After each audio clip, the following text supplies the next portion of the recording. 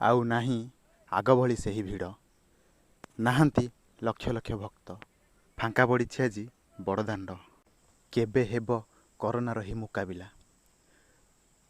ପୁଣି କେବେ ଲାଗି ରହିବ ଆଗ ପରି ସେହି ଭିଡ଼ ବଡ଼ଦାଣ୍ଡରେ? ପୁଣି କେବେ ଲକ୍ଷ ଲକ୍ଷ ଭକ୍ତ ଦର୍ଶନ ପାଇବେ ମହାପ୍ରଭୁଙ୍କର? ଆଜି ବି ସେହି ପ୍ରଶ୍ନ ସମସ୍ତଙ୍କ ମନରେ। ସେପଟେ ମହାପ୍ରଭୁଙ୍କର କି ଅପୂର୍ବ ଲୀଳା। ଶ୍ରୀମନ୍ଦିର ନୀଳଚକ୍ରରେ ଉଡ଼ିଲା ଧଳା ଧ୍ୱଜା। ଏହି ଧଳା ରଙ୍ଗର ନେତ ବାତ୍ୟା ଓ ବର୍ଷାର ସୂଚକ ହୋଇଥାଏ ବୋଲି କହିଛନ୍ତି ଚୁନରା ସେବକ ଶରତ ମହାନ୍ତି। ଭକ୍ତମାନେ ନାଲି, ହଳଦିଆ ଏବଂ ଧଳା ରଙ୍ଗର ବାନା ମାନସିକ କରି ପ୍ରଦାନ କରିଥାନ୍ତି। ଲଟେରୀ ମଧ୍ୟରେ ବାନା ଚୟନ କରାଯାଉଥିବା ବେଳେ ଯେଉଁଦିନ ଯାହାର ଲଟେରୀ ଉଠେ ସେହି ହିସାବରେ ବାନା ବନ୍ଧାଯାଏ।